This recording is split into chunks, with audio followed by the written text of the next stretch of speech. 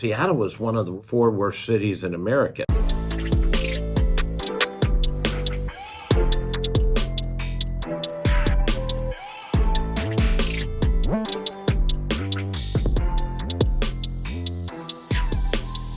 We're doing a promotional tour of this documentary and film called No Address, to raise awareness and help to find solutions for this crisis in America because of the rise of homelessness after the pandemic, after COVID. Ecosystem of open air drug use, dealing, buying, selling. This is where they hang out. This is a open air drug scene. This is what the mayor needs to break up. We're in the heart of it in downtown Seattle right now. So you're seeing a lot of young people, a lot of homelessness, a lot of drug addiction, a lot of mental health issues. That's why we're here. We're here to keep having the dialogue about how to create a solution to this. Fentanyl is the #1 killer in the United States of America. Billy, look at this. Yeah. This guy's just lying on the ground. Blessing. What's up? Somebody give me an address. How old? 22.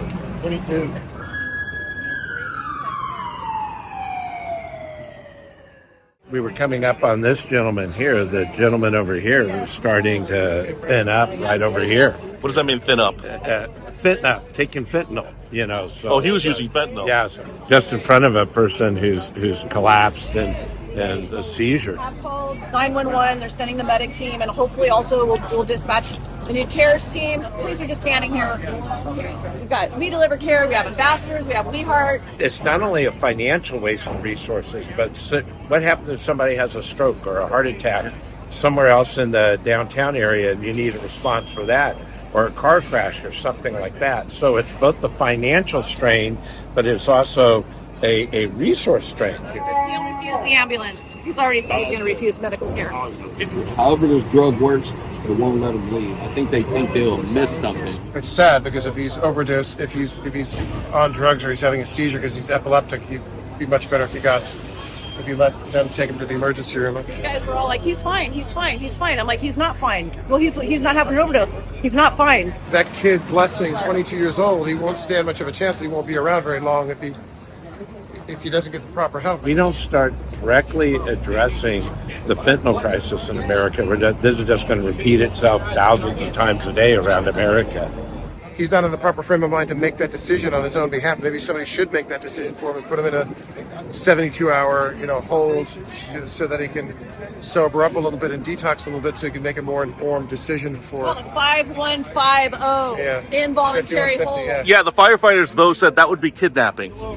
Is he rejecting the help? Yep. Yes, he is. So you can't just take him? You can't... No, that's called kidnapping. You heard that? Yeah. Was there any way we could have done intervention? Was there any way? Not under the current laws. That individual is not capable at this point of making a decision on whether he needs help or not.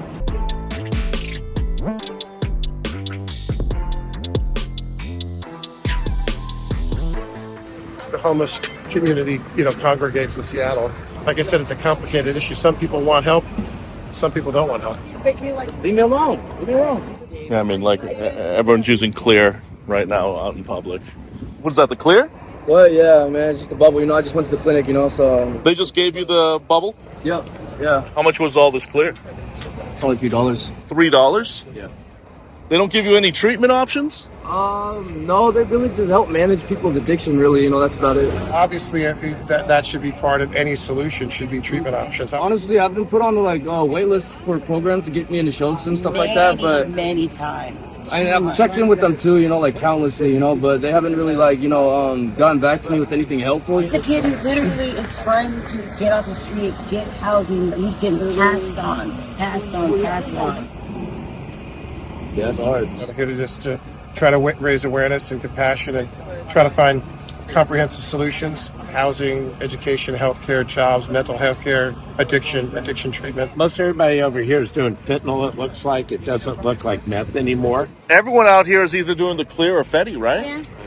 How do you know it's fentanyl?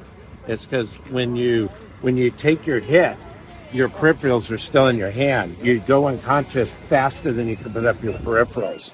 And so that's how you can tell. If you got the services to go into a program to get treatment and try to get sober, or would you be interested in that? Yeah. I wish you well, man. I wish you well. Billy, Welcome to the White House. 1600 Pennsylvania Avenue, right here on 3rd Ave. This is somebody that wants to be on the streets. This is pretty established. They're really intended on being here a while. You know, if he planned on going to shelter, he wouldn't go through all that effort, would he? This is not about housing. It's about untreated mental illness and substance abuse. I would say at least 20.